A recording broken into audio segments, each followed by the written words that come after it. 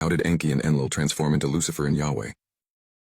Several Mesopotamian stories, legends, prayers, and royal inscriptions discuss Enki and Enlil. Both are famously depicted in the works concerning Nag-Numa, such as Enki and Nag and Enki and Enma, both of which concern the creation of the world and humanity.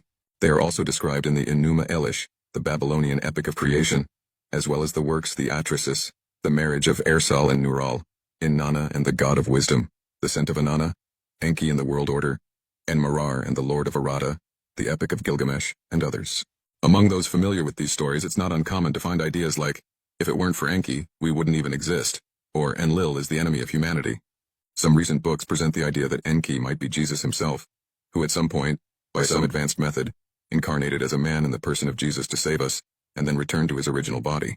This is a very interesting theory, although evidence of Jesus' existence is still a hotly debated topic. In the Hebrew scriptures, Enlil is the true God, while Enki is the serpent of Eden, and in other cultures, the roles are reversed. Now, there are many divergent currents of ideas and thoughts, which all can lead into misinterpretations between one another. So what exactly is said about them? The Atrasis is the Akkadian Babylonian epic which tells of the great flood which was sent by the gods to destroy all human life.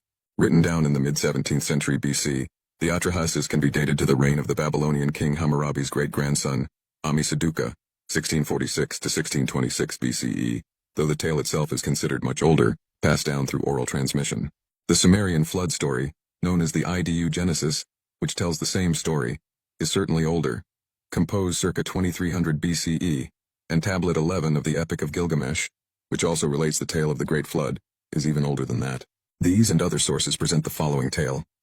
Enlil is the son of Anu with his queen consort Anu, who was also his half-sister. Therefore, Enlil was the legal successor of Anu to the throne of Nibiru by the law of the seed. Enki, on the other hand, was also the son of Anu, but with a concubine who was not related to Anu. Although Enki was the firstborn of Anu, he would only have the right to succession to the throne of Nibiru through the law of succession. Now, we know that this issue of seed law and succession law was the cause of many conflicts, both in previous generations that are still in Nehru, as well as between the two half-brothers, and also between their children and grandchildren already here on Earth. The monarchical regime custom in Nibiru and adopted here on Earth is one of the legacies that the Anunnaki left us, and we know that from our own history. The Game of Thrones has always been a reason for rivalries, murders, and betrayals, which is not very different from our current system, where politicians fight each other using all kinds of dirty and fraudulent schemes to stay in power. Nothing new. Anyway, leaving aside the question of succession to the throne, which is a delicate matter, the story of the two brothers seems to depict moments of sincere fraternization and authentic affection, in addition to mutual respect. Let's look at the two characters more closely. Enki is portrayed as a brilliant scientist.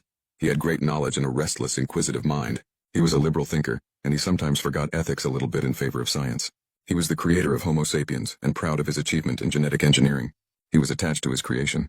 Enlil, on the other hand, was a military man, and, as such, had a sense of organization and a love for rules, which often drove him to extreme severity. He had a great responsibility and a great weight on his shoulders, for his was the Earth mission, and he owed Nibiru a full accounting. Both had a woman who won their brothers' hearts, Inzog, their half-sister. She had been betrothed to Enki but was in love with Enlil. There was a trade-off in the story, but each one went about their own business as they could, and no conflict ensued.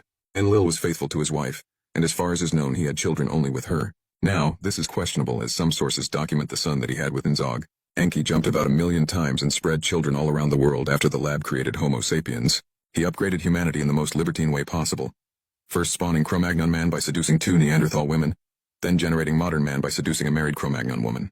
Noah, as Lamech suspected, seemed to be the son of the gods and not his. When the conflicts between the two brothers seemed to have given way to maturity, it was their children and grandchildren who started it all over again. At this moment, what's portrayed are two fathers of families trying to avoid conflicts, and at the same time taking sides here and there in favor of their offspring. In fact, they seem to be portrayed as beings from another world who colonized the Earth and are just as human as we are, subject to the same flaws as us. Sometimes it was Enlil who had advantage over Enki, and other times it was reversed. Enlil took advantage of the flood to wipe out terrestrial humans whom he never really wanted to come into being. At the same time, he did a necessary cleaning on the planet, as there were not only humans created by Anu but all kinds of aberration created in the laboratory. Enki, in turn, saved humanity through Ziusudra, the biblical Noah, but not on his own initiative, as he was prevented by an oath of silence, but by the intervention of the mysterious Jizu. His initiative or not, Enki saved modern man, that is us. When Enlil realized Enki's betrayal, he flew at his neck, and when Enki said, "Noah is my son," Enlil stopped the aggression, and Enlil, realizing in the survival of the terrestrial human seed the will of the creator of all, blessed Noah, and did not plan our end. Again, the stories conclude with the Anunnaki going on to establish human civilization and teaching mankind everything they know. Today, we tend to deify one and demonize the other, and this is a result of our perception of history and how we absorb it, often influenced by other impressions. These two brothers don't represent good and evil. They represent ourselves in all respects. What we hate in one and love in the other is our own reflection in the mirror. After all, we are made in their image. Enlil teaches us action, Enki teaches us patience, and Enlil teaches us the art of war. Enki teaches us the art of pleasure, and Enlil teaches us discipline.